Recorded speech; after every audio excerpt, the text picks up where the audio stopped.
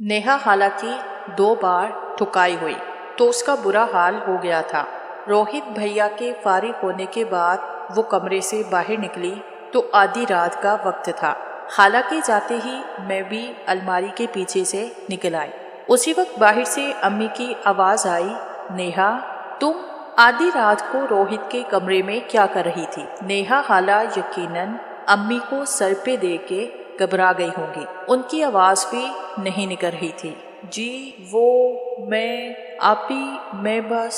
अभी हाला इतना ही बोल सकी थी कि मैंने अंदर से आवाज़ दी कि अम्मी जान, मैं भी भैया के कमरे में हूँ और हम तीनों गपशप कर रहे थे।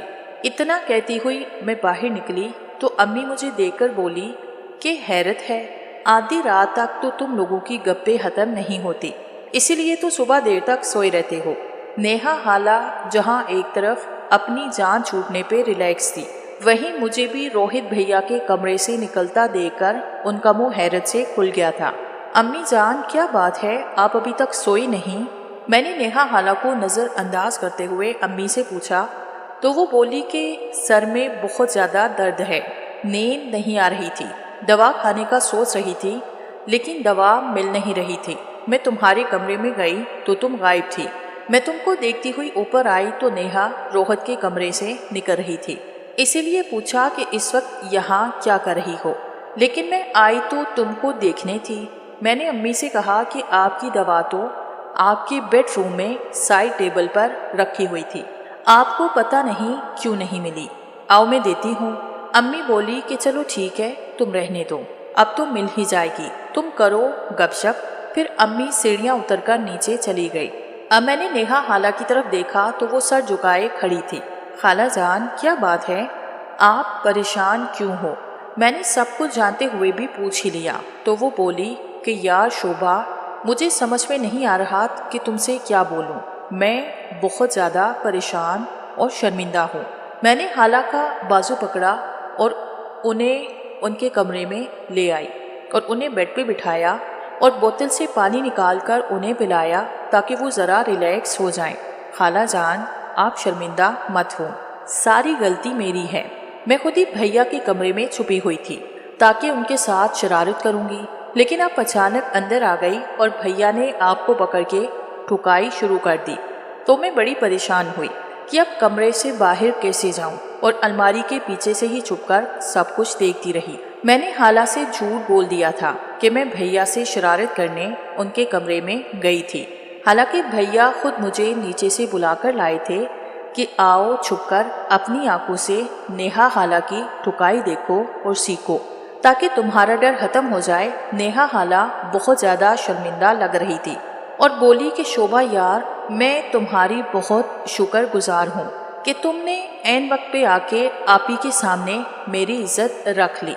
ज़रा सोचो, अगर तुम इस वक्त सामने ना आती और आपी को ये ना बताती कि हम तीनों कमरे में हैं, तो वो पता नहीं मेरे बारे में क्या क्या सोचती। उनको शक हो जाना था कि मैं रोहित भैया से ठुकवाई करवाती हूँ।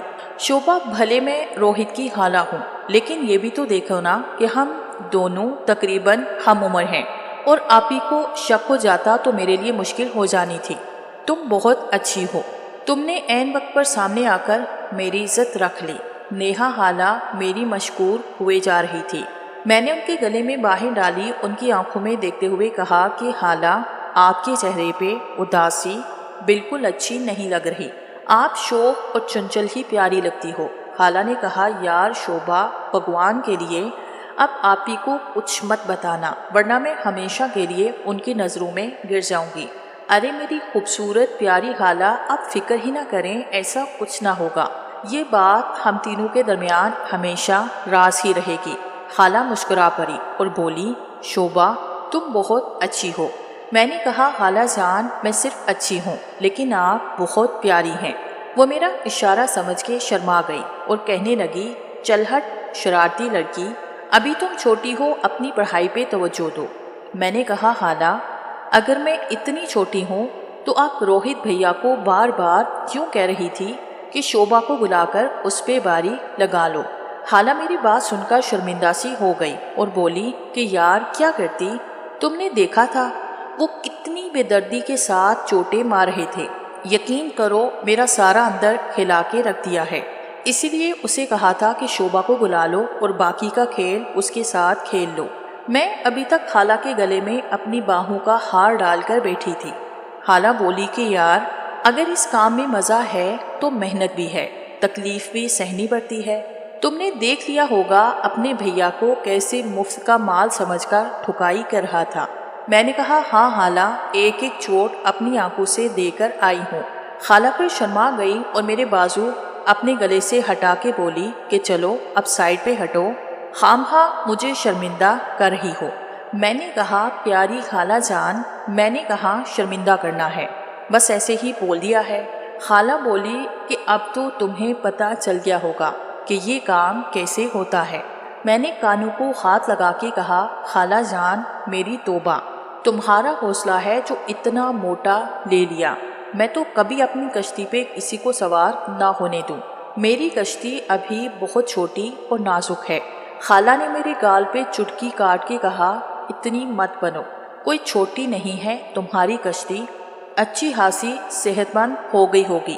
اس بار شرمانے کی باری میری تھی۔ میں نے کہا او خالہ نہ کریں، 2 انچ کی ہوگی بیچاری۔ تو نیہا خالہ میری بات سن کر کھلکھلا کے ہنس پڑی اور بولی کہ جب میں نے پہلی بار روہت کو اوپر چڑھایا تھا تو اس وقت میری عمر بھی تمہاری جتنی تھی اور کشتی کا سائز بھی یہی ہوگا جو تم بتا رہی ہو، لیکن میں تو بالکل نہیں ڈری تھی۔ سچ خالہ آپ صحیح کہہ رہی ہیں؟ میں نے حیرت سے پوچھا تو وہ بولی کہ ہاں میری جان، اس عمر میں ہر کشتی ایسی ہی ہوتی ہے اور دیکھ کر لگتا ہے کہ کبھی سہ نہیں سکتی، لیکن جب ایک بار کوئی چڑھ جائے اور اندر تک ڈال دے تو پھر سارا ڈر ختم ہو جاتا ہے اور پیچھے بچتا ہے صرف مزہ۔ میں خالہ کی باتیں نہایت دلچسپی سے سن رہی تھی، کیونکہ خالہ تو کئی بار ٹھکائی کروا چکی تھی، لیکن میں اس معاملے میں کورے کاغذ جیسی تھی۔ میں نے خالہ کا خوبصورت چہرہ اپنے ہاتھوں کے پیالے میں لیا اور پوچھا خالہ جان ایک بات بتاؤ۔ وہ بولی کہ میری شہزادی پوچھو، کیا پوچھنا چاہتی ہو؟ میں نے کہا کہ میرے بھیا کے ٹرک پہ چڑھ کر آپ کو مزہ بھی آیا یا بس حالات جھٹکے ہی لگے؟ خالہ شرما گئی اور اس سمے مجھے ایسے لگا جیسے وہ روہت بھیا اور میری خالہ نہ ہوں بلکہ ان کی بیوی اور میری بھابھی ہوں۔ خالہ جان اپنا نچلا ہونٹ ڈانٹوں میں دبا کے بولی کہ یار کیا بتاؤں، تمہارا بھیا تو اتنا زبردست ٹرک چلاتا ہے کہ منزل پہ پہنچا کے ہی دم لیتا ہے، اور مجھے تو اس نے کبھی مایوس نہیں کیا۔ خالہ کی بات سن کر مجھے اپنے روہت بھیا پہ فخر محسوس ہوا کہ وہ اتنے طاقتور ہیں۔ میں نے بلا وجہ ہی فخریہ انداز میں کہا کہ منزل پر کیوں نہ پہنچائے میرے بھیا جو ہے۔ مجھے معلوم ہی نہ ہوا کہ جس وقت میں یہ بات کر رہی تھی روہت بھیا میرے پیچھے کھڑے سن رہے تھے۔ وہ اچانک بولے کہ میری گڑیا اپنے بھائی پہ اتنا فخر کیوں کر رہی ہے۔ میں گھبرا سی گئی، پیچھے مڑ کے دیکھا تو روہت بھیا جانے کب سے کھڑے ہوئے باتیں سن رہے تھے۔ میں نے شاکی نظروں سے خالہ کی طرف دیکھا تو وہ زور زور سے ہنسنے لگی۔ ان کو سب پتا تھا، بس جان بوجھ کر ایسے بنی ہوئی تھی۔ خالہ اب کتنی مینسی ہیں۔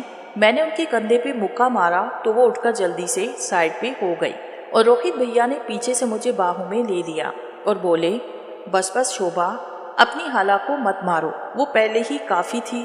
میں نے کہا ہاں ہاں آپ نے تو ان کی سائڈ لینی ہے کیونکہ آپ کو حالی جو کر دیا انہوں نے۔ بھیا بولے کہ شوبھا یہ کام تم بھی کر سکتی ہو۔ میرا دل زور زور سے دھڑکنے لگا۔ اس ناول کا اگلا پارٹ سننے کے لیے ہمارے چینل حسن آفیشیل کو سبسکرائب کیجیے۔